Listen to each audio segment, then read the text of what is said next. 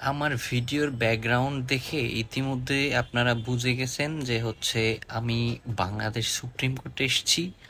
এখন আপনাদের মনে প্রশ্ন জাগতে পারে যে মামলা খেয়ে আসলো না কি। আচ্ছা, যদি মামলা খেয়ে আসে তাহলে এই লোকটা এমন পাগলের মতো হাসতেছে কেন?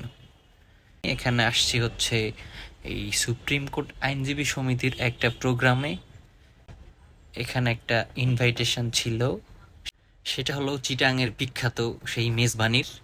এটা সুপ্রিম কোর্টের ক্যান্টিন। খাবারের অপেক্ষায় আছি, পেট জ্বলতেছে ক্ষুধায়। খাবার অলরেডি টেবিলে চলে আসছে। এটা ওয়ানলি ডাল, আর একটা মাটন ডাল, খাসির মাংসের মাথা দিয়ে আর খাসির মাংস দিয়ে ডালটা করা হয়। এই ডালটা অনেকে চিটাঙের বিখ্যাত।